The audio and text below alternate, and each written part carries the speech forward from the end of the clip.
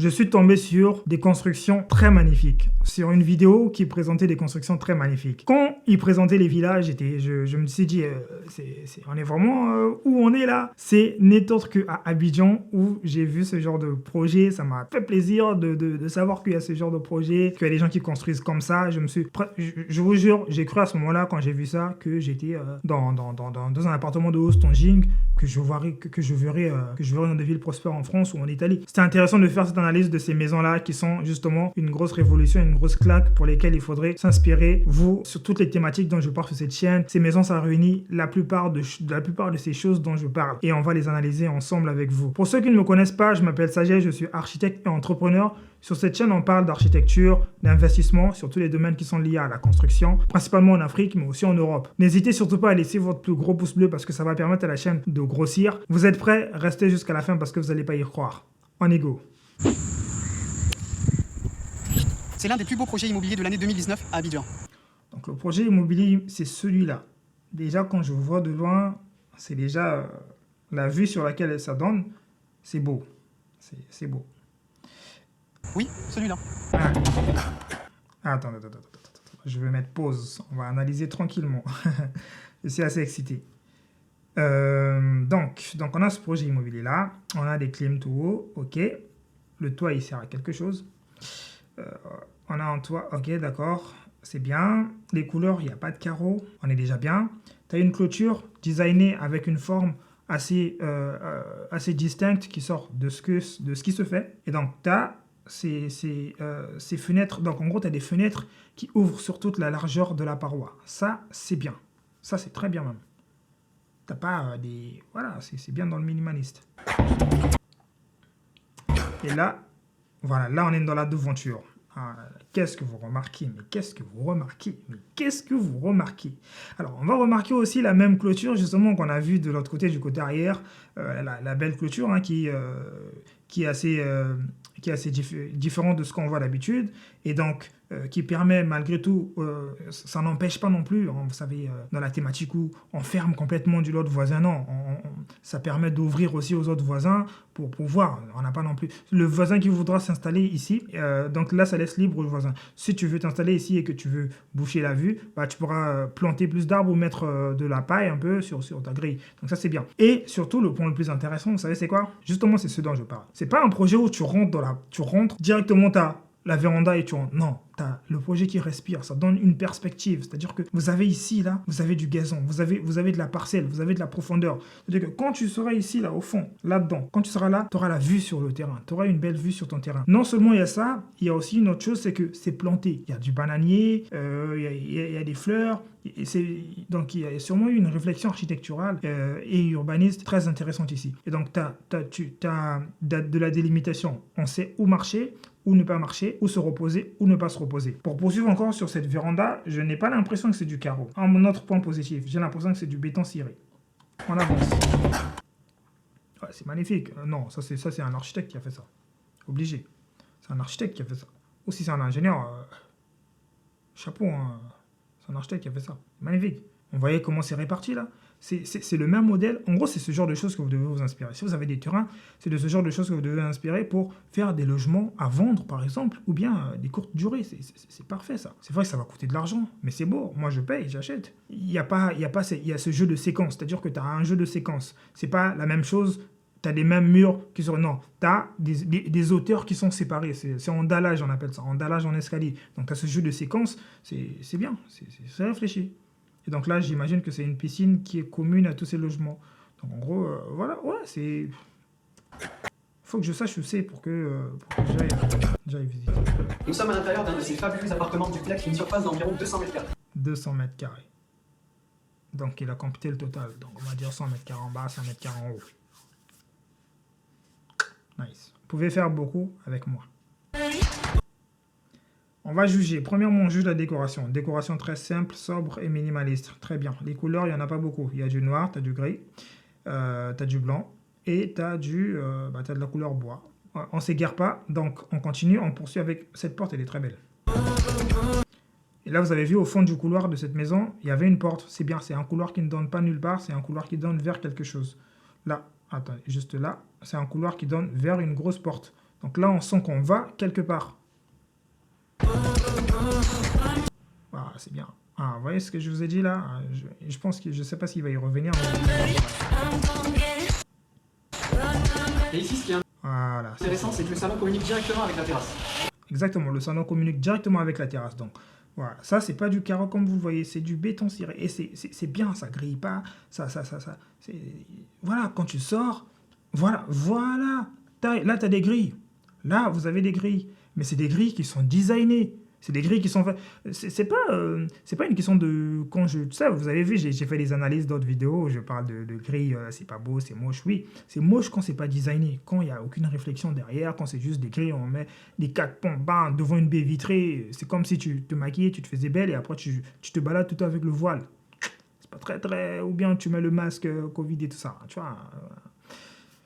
Donc là, c'est bien, c'est bien designé, ok. Et en plus, tu as l'extérieur qui communique. Donc, tu as l'extérieur, tu as la cour. Même s'il n'y avait pas ce jardin à l'arrière, ce terrain de golf à l'arrière, et qu'il y avait un mur blanc ici, ça aurait été beau parce que tu as cette communication, tu as cette perspective entre première séquence, le séjour, deuxième séquence, la véranda, troisième séquence, le petit jardin.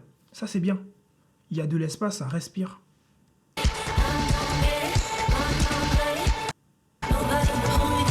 Ce qui est bien, c'est que l'ouverture, elle est totale sur toute la paroi. Donc, ce qui veut dire que tu fais rentrer ton paysage. L'espace est confondu. Ça, c'est beau. Une cuisine entièrement équipée et aux normes de sécurité avec des couvertures anti-feu. Et il y a même la climatisation centrale. Gros point, par contre, gros point négatif, hein, c'est sur l'escalier. L'escalier, ça aurait pu être plus minimaliste que ça. C'est-à-dire que... plus minimaliste, c'est-à-dire, comme je vous ai dit, l'escalier, ça doit être tout fin. On doit sentir qu'il y a eu du travail dessus, tu vois, un escalier fin, quelque chose comme ça. Mais là, c'est très massif, c'est un bloc, bam, on sent trop que c'est massif, c'est bloc. Non, il faut être toujours dans le minimalisme. C'est juste le gros point. Et quand vous voyez, il y a du carreau, mais c'est pas le même carreau. Attention, c'est pas le même carreau tout moche, non uniforme. Ce carreau, il est uniforme. C'est une belle couleur qui n'agresse pas les gens. C'est une couleur qui ne brille pas au contact de la lumière. Ce qui est mauvais avec certains carreaux, ça brille tout le temps. C'est pas ouf, ça, c'est des carreaux de salle de bain. Donc là, ça, c'est du vrai carreau. Donc quand vous voulez me dire, oui, quel carreau tu nous conseilles, mais ça, c'est pas du carreau de salle de bain. Ça, c'est du carreau de surface que tu utilises tu peux utiliser dans le séjour. Ça, c'est bien. Et le garde-corps vitré, c'est bien aussi. Par exemple, la villa dont j'ai fait l'analyse, la villa à Pointe-Noire, que je mets ici en I, il y avait un garde-corps très moche que j'aimais pas, je l'ai dit, mais là j'aime bien, j'aime beaucoup. Les tableaux sont beaux, c'est bien choisi. Les portes, oh, magnifique. Magnifique les portes. Chambre principale. Chambre principale. Voilà, des grosses fenêtres, voilà, c'est une fenêtre qui ouvre. Faut ouvrir, laisser l'espace. Faut ouvrir. Ça sert à rien d'avoir un mur. Après, tu mets une petite fenêtre carrée là, au milieu du mur. Non, ouvre, c'est beau. Là, de l'autre côté aussi, il y a une fenêtre magnifique. C'est comme ça. Vous savez, on est en Afrique. Et on a ce potentiel là d'avoir un bon climat où on n'a pas le froid. C'est-à-dire qu'on peut se permettre d'ouvrir.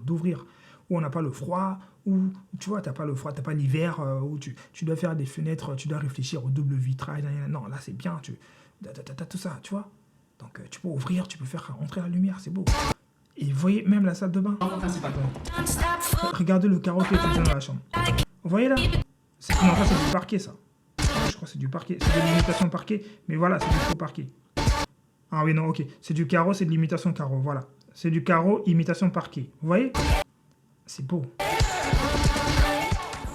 Vous entendez? L'un des atouts majeurs de cet appartement, c'est bien le calme et la vue.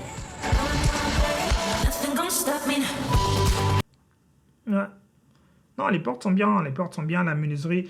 Là, on est dans le détail, les finitions ont été bien pensées. Je ne sais pas quelle entreprise a travaillé dessus, mais quand je vais faire des projets à Abidjan, là, j'aimerais bien avoir les mêmes contacts des mêmes entreprises. Hein.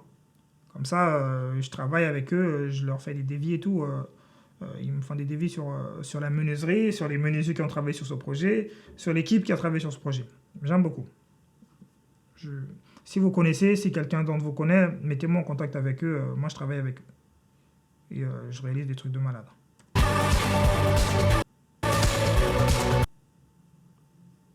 Vous voyez, le design même de la salle de bain, il est différent. attendez, mais quand c'est beau, les amis. Quand c'est beau, faut le dire. Le design même de la salle de bain, il est poncé. Il n'est pas classique, ce n'est pas des carreaux médiocres avec beaucoup de motifs. Non, c'est un design uniforme. C'est un design uniforme avec de l'enduit, mais fait avec des strates par des vrais artisans. Ça, je pense, c'est des vrais artisans qui ont fait des strates dans les enduits.